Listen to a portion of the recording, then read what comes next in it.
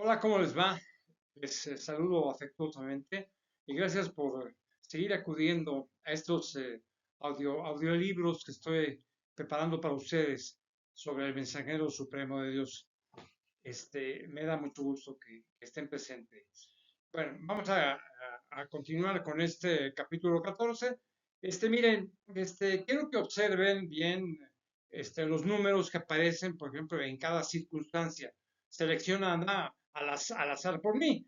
O sea, porque lo tomo como lo requiere el análisis 24, por ejemplo, que fue el día del nacimiento de Jesús.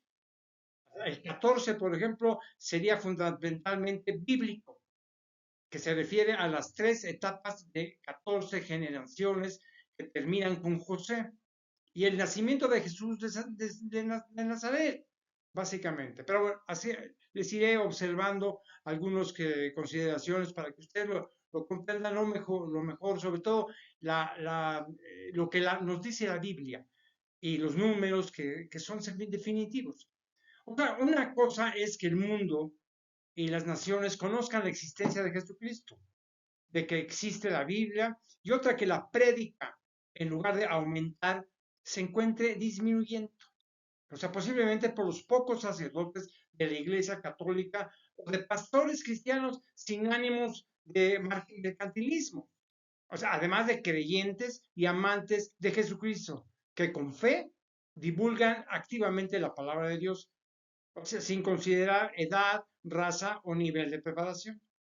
Lo importante es la entrega sincera de la fe, o sea, la capacidad para transmitir la verdad, el contenido de la Biblia. Cuando se trata de organizaciones aisladas que toman su trabajo y de difusión de los principios cristianos como una forma de subsistir e inclusive tomarlo con el fin de una organización empresarial. O sea, de todas formas, el efecto con el fin de una organización empresarial, o sea, el efecto final pues, de espiritualidad es bueno, aunque pueda no justificarlo, el mensaje de los mandamientos o las ordenanzas de Jesucristo en cuanto a la humildad, la frugalidad o el desinterés económico en términos alrededor de la espiritualidad. Miren, el Hijo de Dios dijo, predicar a todos, aunque no se convenzan.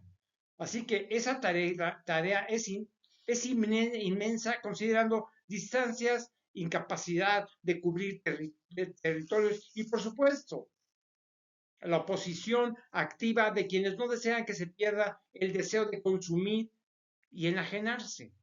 O sea, en tal caso, esta primera instancia no se producirá, o sea, tal vez en los siguientes, posiblemente 1000 años, ¿no? Así lo digo porque pues, tal vez el final de esos años, posiblemente será número 3, vamos, de los avisos y los presagios de la espiritualidad.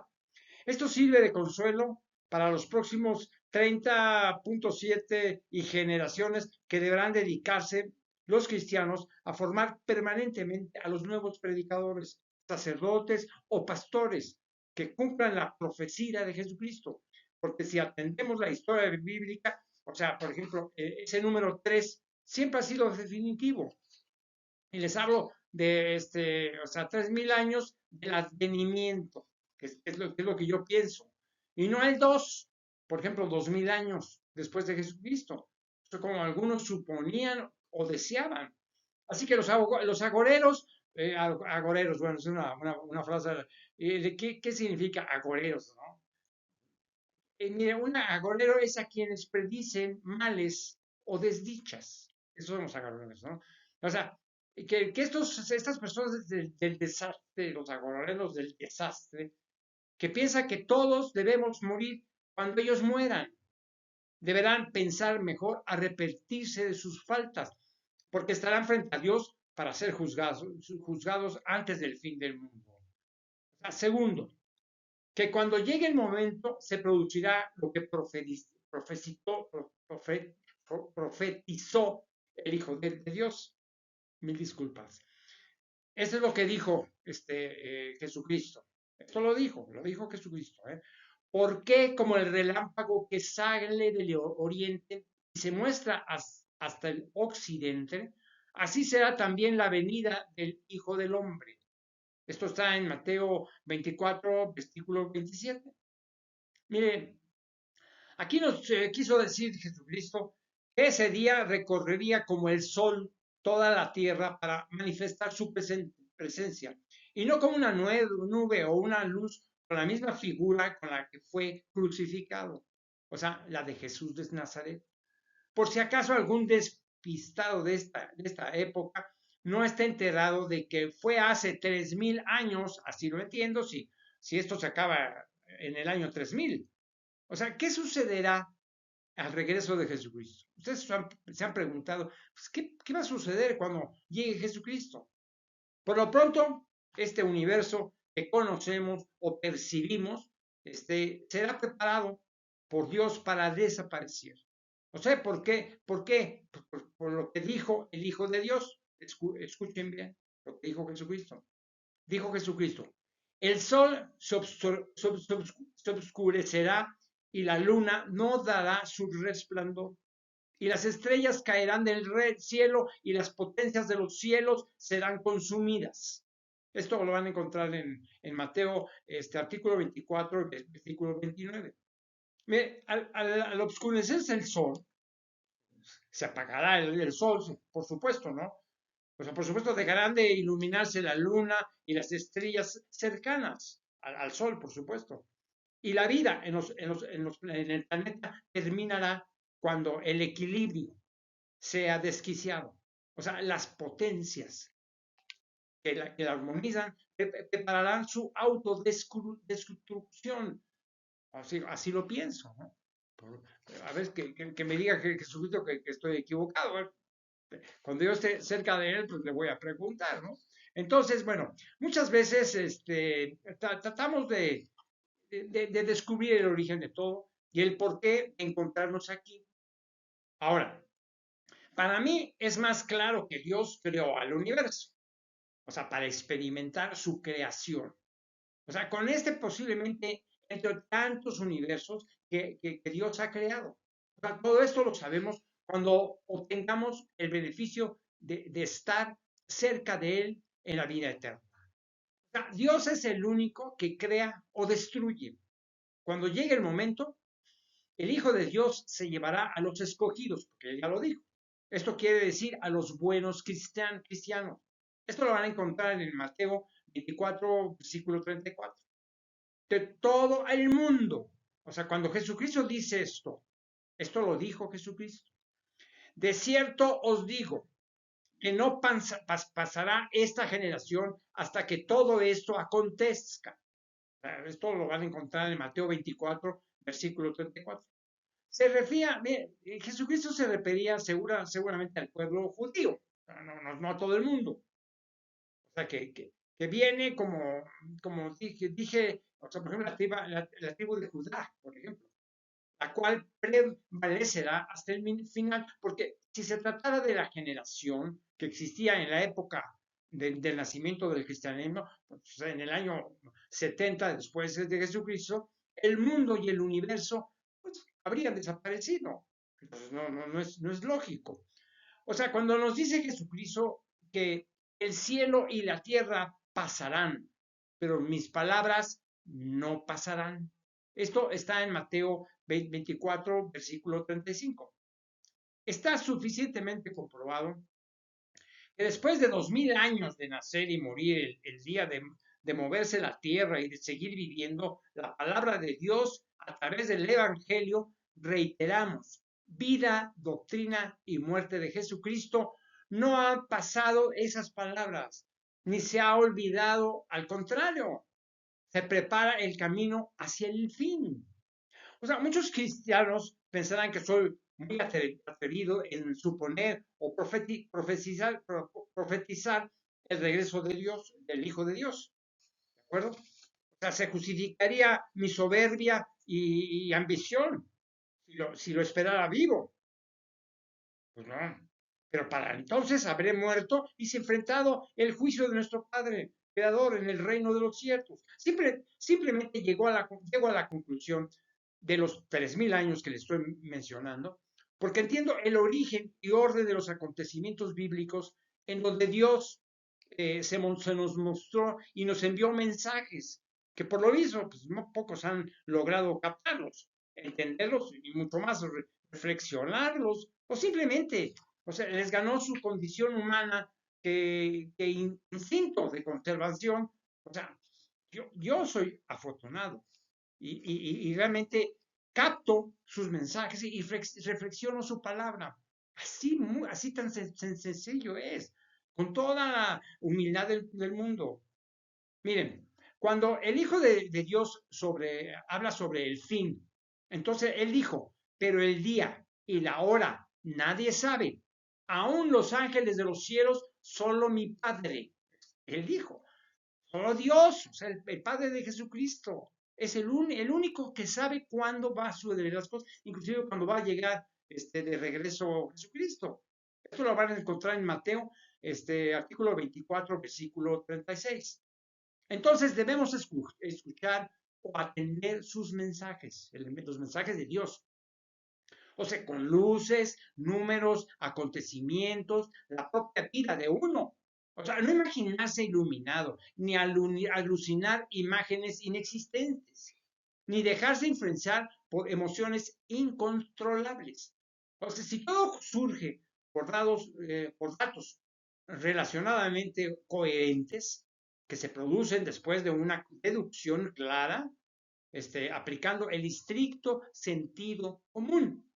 Llegamos a la conclusión de que algo nos está indicando Dios. Pues, por supuesto, una honesta fe en nuestros sentimientos, más que nada, ¿no? ¿Qué debemos atender a su llamado y convertirnos en un sencillo y humilde siervo de nuestro Creador?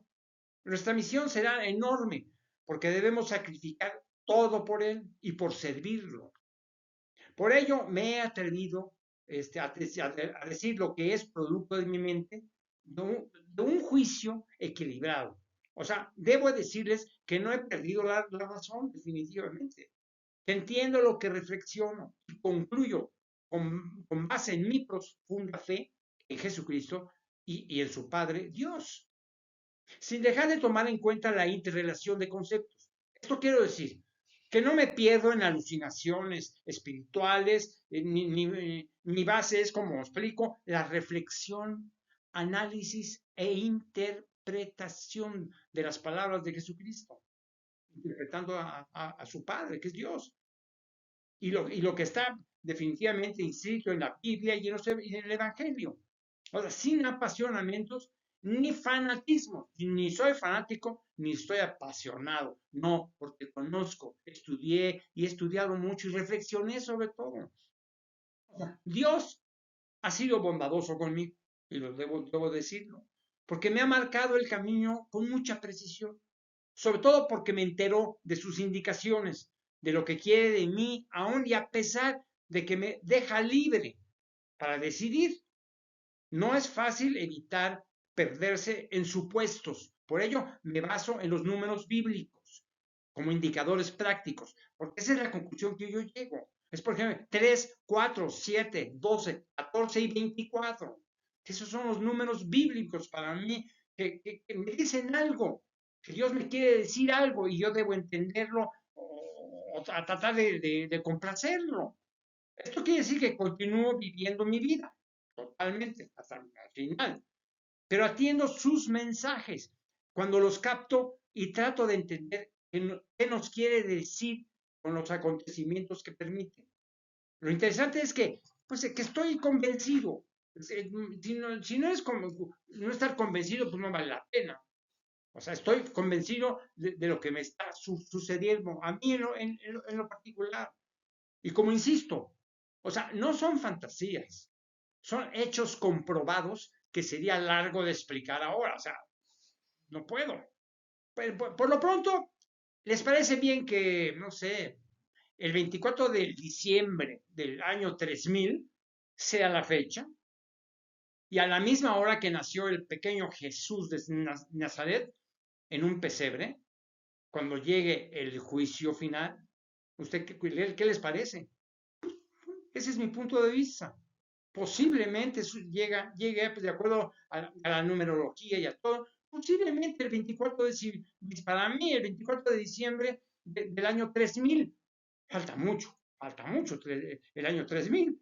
O sea, lo que profetizaba claramente Jesucristo es que para entonces la entrada al reino de los cielos será directa y se llevará a quienes lograrán resultar buenos cristianos. A los demás los dejará para que sufran en el infierno el lloro y el crujir de dientes. Esto está en Mateo 24, versículo 51.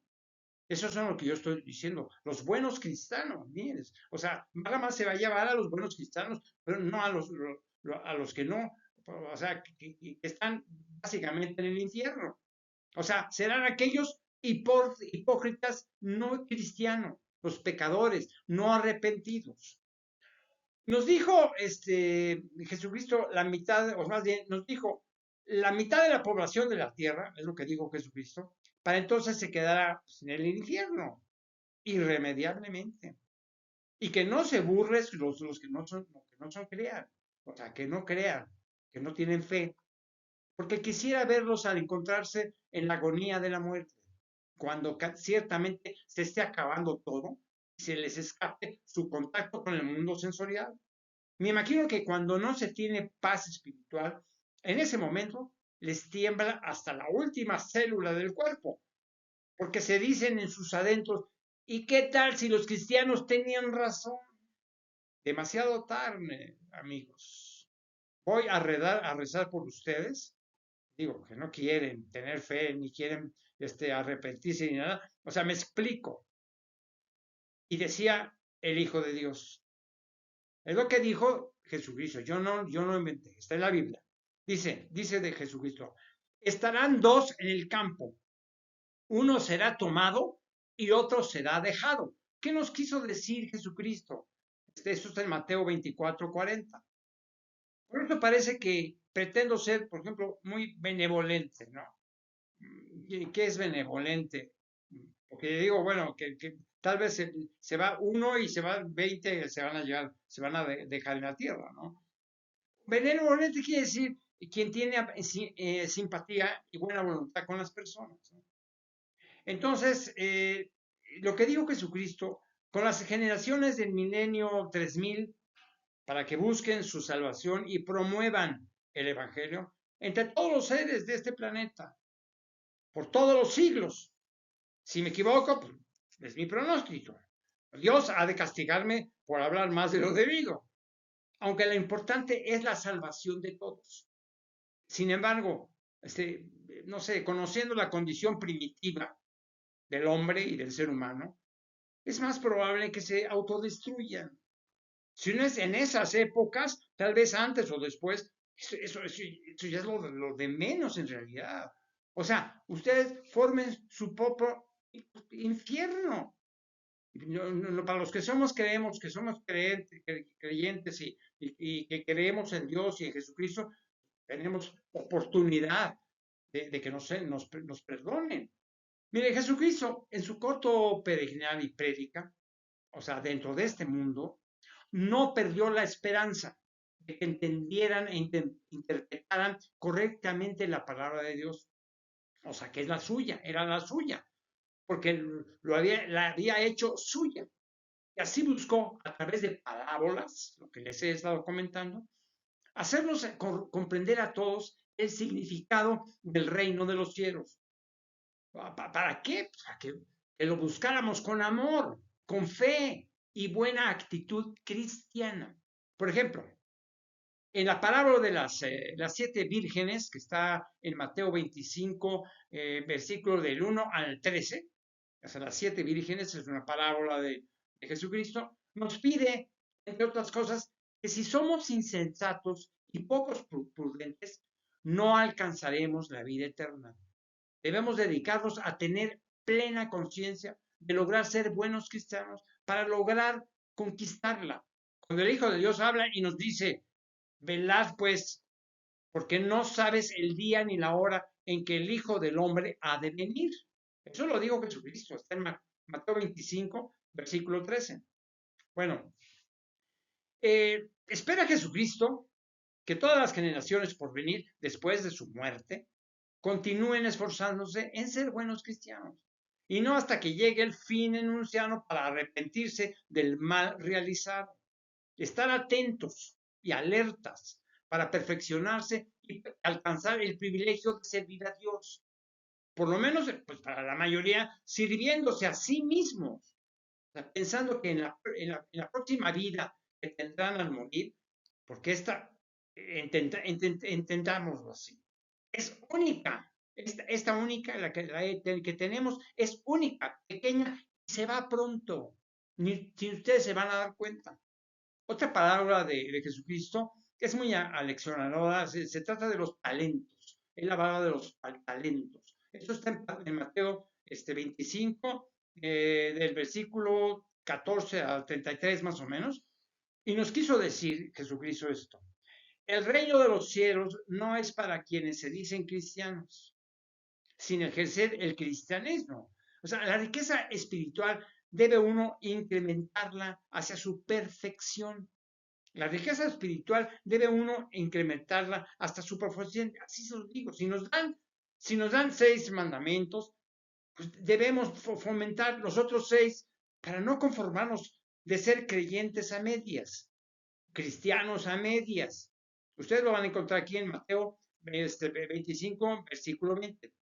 El que no cree, el que duda del poder de Dios o lo considera duro por ser el rey, por castigar a los pecadores, digo, ciegas donde no sembraste, y se lleva a su reino a quienes lo merecen, recoges donde no esparciste. Eso lo dijo Jesucristo.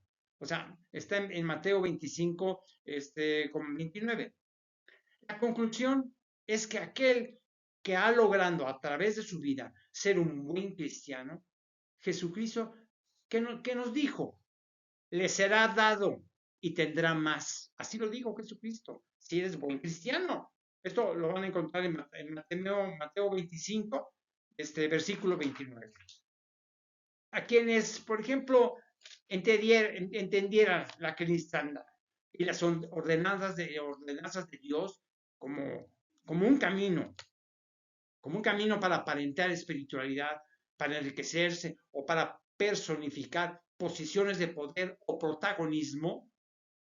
Bueno, si los que no entiendan lo que significa protagonismo, es un afán de mostrarse como la persona más calificada y necesaria para una actividad, independientemente de que se posean o no méritos que lo justifiquen.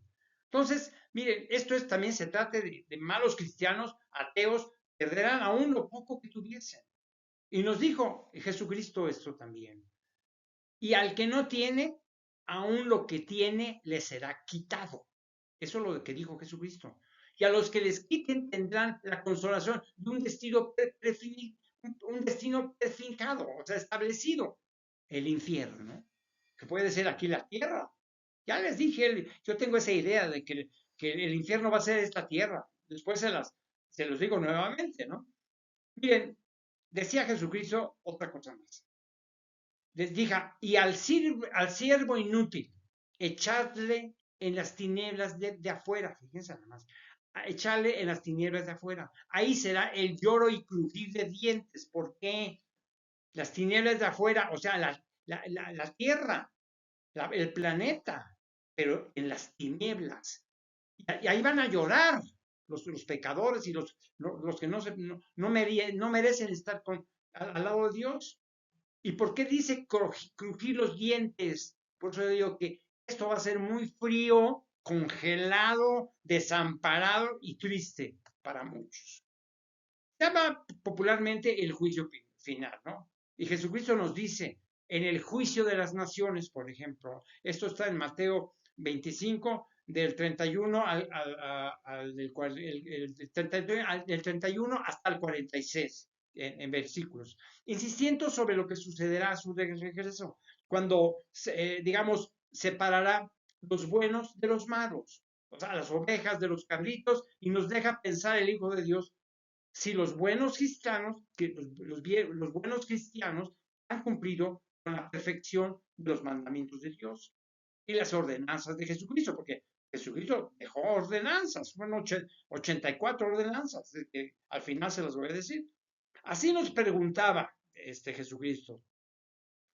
Fíjense lo que dice Jesucristo, lo que dijo Jesucristo. Si le dimos de comer al hambriento, si le dimos agua al sediento, si apoyamos al extranjero o al hermano venido de otras tierras, si cubrimos con nuestras ropas al desnudo, si a los enfermos visitamos o si acudimos a la cárcel a visitar a los condenados. ¿Por qué nos dijo eso Jesucristo? ¿Por qué nos dijo Jesucristo, el Hijo de Dios?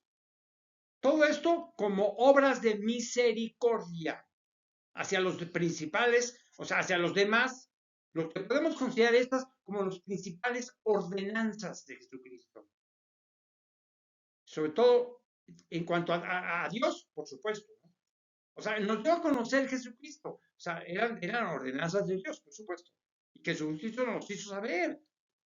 Que nos dio a conocer Jesucristo, sobre todo aplicable a los niños, que ya, como les he dicho, a quienes siempre señaló el Hijo de Dios como los grandes escogidos, elegidos.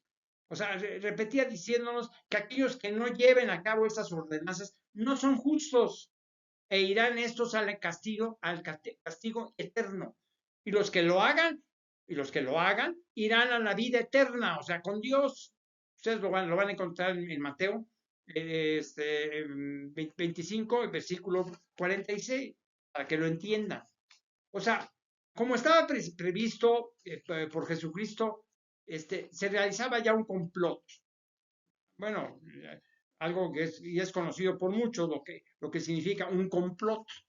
Complot quiere decir un conjunto de maniobras secretas y concertadas contra alguien. En contra, esto lo hizo un complot en contra del Hijo de Dios, y así lo dijo a sus discípulos. Les dijo, los reunió y dijo, miren, dentro de 2 días se celebrará la Pascua y el Hijo del Hombre será entregado para ser crucificado. Él les dijo lo que iba a suceder. No le dijo nada. Él sabía que iba a pasar. Esto lo van a encontrar en Mateo 26, versículos del 1 al 6. Miren, por ejemplo, ¿qué va a ser en la Pascua? Fue cuando lo agarraron. La Pascua era una fiesta solemne celebrada por los judíos el día 14 de la primera luna de su año religioso, o sea, en memoria de su salida de Egipto. Para que vean, ahí está el número 14, repetitivamente en toda la Biblia. Era la segunda ocasión que Jesucristo mencionaba su muerte, o sea, promovida por quienes consideraban hipócritas los fariseos y escribas, o sea, los sacerdotes tradicionales y los ancianos del pueblo, todos comprometidos en conceptos e ideas solamente con el Antiguo Testamento, no con el Nuevo Testamento, sino con el Antiguo Testamento. Y así confabulaban contra Jesucristo en cuanto a la terminación de su vida terrena, de su vida material, preparaban cómo acabar con él. A unos kilómetros de Jerusalén, en Betania, sucedió algo que ya he comentado, pero que ahora reitero por la importancia que tiene. Que por lo visto ya pocos predicadores recuerden, sobre todo porque fue una instrucción para los sacerdotes de esa época. Y los apóstoles y los que vendrían después, o sea, todos los que formaban la religión cristiana. O sea, él dijo que recordaran a todos, pues que fue ungido. ¿Qué quiere decir? O sea, que ha sido asignado con el óleo sagrado como un sacerdote, un rey. O sea, que no con el óleo sagrado que se usa normalmente, sino con un perfume que fue derramado por una mujer sobre la cabeza de Jesucristo, lo cual fue recriminado por sus discípulos, ya que consideraban que era un desperdicio de recursos que bien podrían darse a los pobres. O sea, esto está en Mateo 26, versículos desde el 6 al 13. Y el Hijo de Dios dijo una expresión. Esto es muy importante, sobre todo para los que lo recuerden los sacerdotes actuales. O sea, dijo Jesucristo, siempre tendréis pobres con vosotros, pero a mí no siempre me tendréis. O sea, les dice, estoy aquí con ustedes, aprovechen. Pues yo ya me voy ahí, como dice. Esto está en Mateo 26 y versículo 11. O sea, les iba diciendo a todos pues, lo que iba a pasar, para que ellos se prepararan, para una vida, para vamos, una a disposición diferente. Por ejemplo, miren, la mujer no desperdiciaba. La que puso el óleo en la cabeza de Jesús, de Jesucristo. O sea, ¿qué estaba haciendo esta mujer? Estaba honrando a Jesucristo con el reinado de la tierra y lo preparaba para la sepultura. Esto está en Mateo 26:12. Dio el mandato que hasta el día de hoy no escucho en ninguna ceremonia religiosa de cualquier templo o iglesia cristiana. ¿Para qué? Porque lo que dijo Jesucristo no lo entendieron ni los sacerdotes de hoy, de nada, de antes y mucho menos de ahora. Esto dijo Jesucristo. Donde quiera que se predique este evangelio en todo el mundo, también se contará lo que ésta ha hecho. O sea, la mujer lo que hizo, lo que ella ha hecho para memoria de ella. O sea, él pensaba, Jesucristo les pidió que honraran y que alabaran a esta mujer que le untó su perfume en el cabello. Esto lo van a encontrar en Mateo 26, versículo 13, para que ustedes lo analicen. O sea, miren, celebrar una misa o dar sermón o hacer referencia en alguna parte de la vida y muerte de Jesucristo, todos los que prediquemos estaremos obligados por dicho mandato de Jesucristo a mencionar tal acontecimiento sucedido en Betania, porque parece ser, pues ha quedado en el olvido, o no lo han enseñado, ni en los seminarios católicos, ni en el proceso de preparación de un pastor.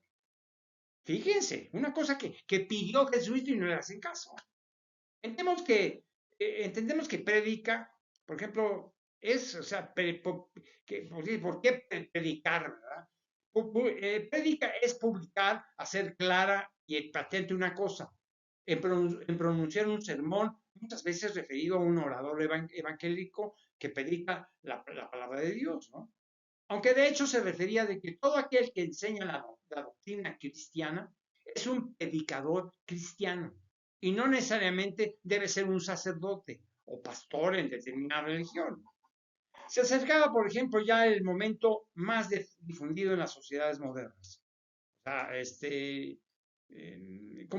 por ejemplo, como en la traición de Judas Iscariote, uno de los 12 apóstoles, quien comerció la vida de Jesucristo por 30 monedas, el número 3, o sea, monedas de plata, con los principales sacerdotes judíos, cómplices del complot pensado para acabar con la vida del máximo líder espiritual de todas las épocas, Jesucristo. Esto lo van a encontrar en Mateo 26, versículos del 17 al 35, en donde observamos mensajes definitivos del Hijo de Dios, tanto por el comportamiento de todos como por las profecías dichas por él. O sea, retomando lo que se profetizó en el Antiguo Testamento, pues en la fiesta de los panes, en la celebración de la Pascua y de la cena más famosa, jamás divulgada, con tanta fuerza comunicadora, determina quién lo entregará. Esto lo van a encontrar en Mateo 26, versículo del 21 al 25. 21 al 25. Ahí lo van a encontrar ustedes. Entonces, ¿qué pasó? O sea, también que el único maestro, el único maestro es Jesucristo. Ahí está en Mateo 26, versículo 18. Que el pan que comieron en la Pascua era su cuerpo, y así como el vino, su sangre. ¿De qué? De un nuevo pacto. El segundo, porque el primero lo había establecido Dios o Jehová en el Antiguo Testamento, cuando le indicó a Moisés el contenido de las tablas de la ley, o sea, los 10 mandamientos. Esto lo van a encontrar en Éxodo, en el Antiguo Testamento, en Éxodo 24, con versículos 6 al 12. Y al final les anunciaba que estaría con él en el reino de los cielos. O sea, no se los llevaría y llegarían después. Esto también lo van a encontrar en Mateo 26 y 29.